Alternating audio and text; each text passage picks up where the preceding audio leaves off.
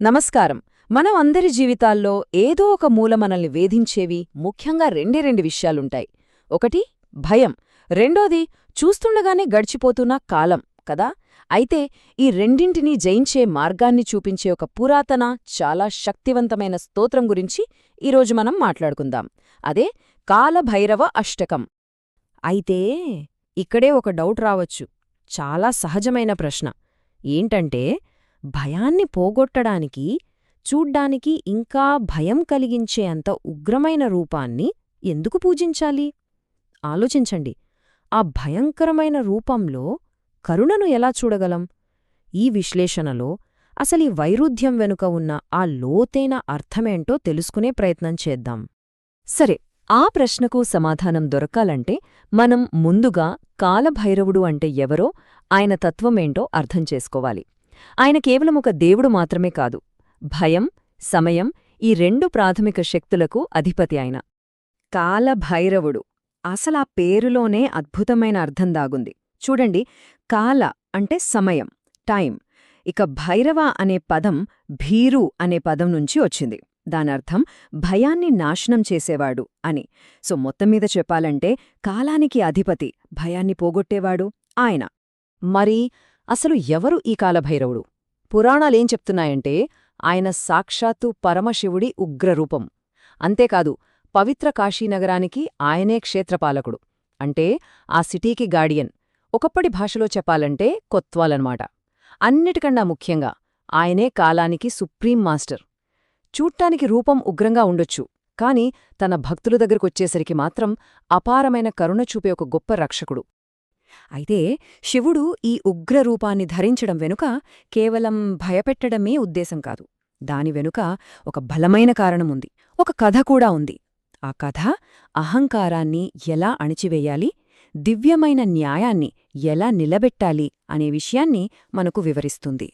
శివపురాణం ప్రకారం ఒకసారి ఏం జరిగిందంటే, త్రిమూర్తుల మధ్య తమలో ఎవరు గొప్ప అనే దానిపై ఒక పెద్ద చర్చ మొదలైంది. అప్పుడు అహంకారంతో బ్రహ్మదేవుడు తానే ఈ సృష్టికి మూలమని ప్రకటించుకున్నాడు. ఆ గర్వాన్ని అణచడం కోసం శివుడు తీవ్రమైన ఆగ్రహంతో తన శక్తినుంచి భయంకరమైన కాలభైరవ రూపాన్ని సృష్టించాడు. వెంటనే ఆ భైరవుడు బ్రహ్మదేవుడి 5 తలలలో అహంకారానికి చిహ్నంగా ఉన్న ఒక తలని ఖండించి న్యాయాన్ని నిలబెట్టాడు అన్నమాట. సో అదండి కాలభైరవుని ఆవిర్భావం వెనుక ఉన్న కథ. ఇక ఇప్పుడు ఆ ఉగ్ర రూపంలోనే ఉన్న కరుణను, ఆ స్వామి వైభవాన్ని కీర్తిస్తూ జగద్గురు ఆదిశంకరులు రచించిన ఒక అద్భుతమైన స్తోత్రం గురించి మనం మాట్లాడుకుందాం.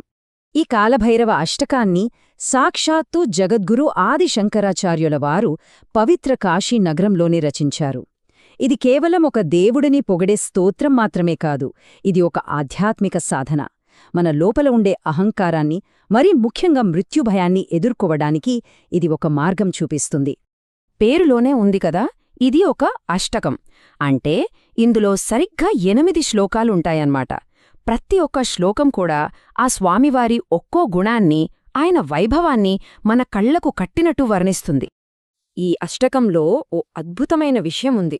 అదేంటంటే, ప్రతి శ్లోకం కూడా కాశీకాపురాధినాథ కాలభైరవం భజే అనే ఒకే ఒక్క వాక్యంతో ముగుస్తుంది.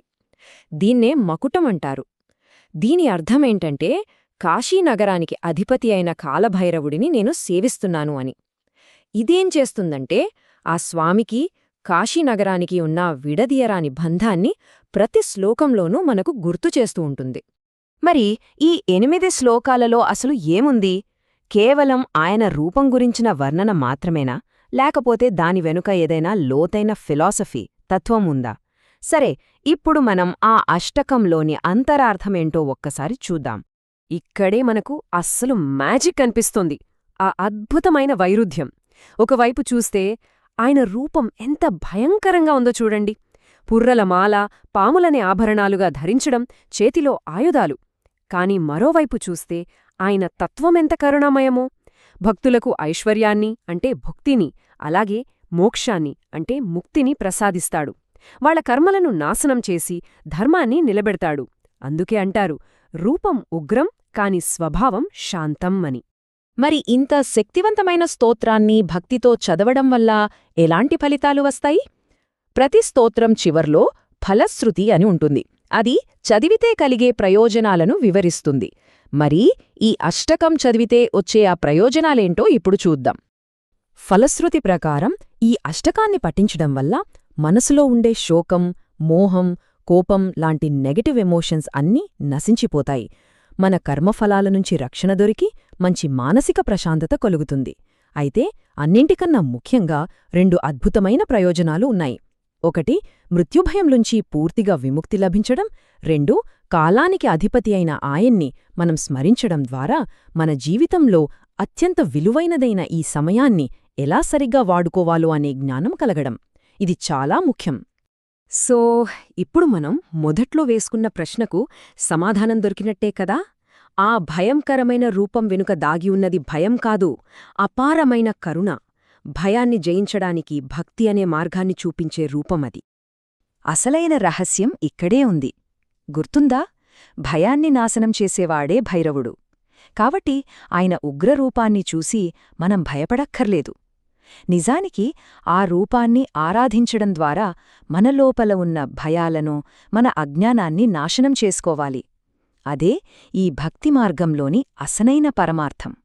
సరే, చివరిగా ఒక ఆలోచింపజేసే ప్రశ్నతో దీన్ని ముగిద్దాం. మనందరికీ తెలిసిన విషయమే, సమయమనేది అత్యంత విలువైనది. కాలభైరవ తత్వం మనకు మళ్లీ మళ్లీ ఇదే గుర్తుచేస్తోంది. ఇంతటి విలువైన సమయాన్ని ప్రతి ఒక్కరూ తమ జీవితంలో ఎలా సద్వినియోగం చేసుకుంటున్నారు? ఈ విషయంపై మనమందరం ఒక్కసారి ఆలోచించుకోవాల్సిన అవసరం ఎంతైనా ఉంది. ఈ విశేషాలను మరికొందరు భక్తులకు చేరవేసేలా ఈ వీడియోను షేర్ చేయండి. ఇలాంటి లోతైన ఆధ్యాత్మిక విషయాల కోసం మా ఛానల్ను సబ్స్క్రైబ్ చేసుకోండి.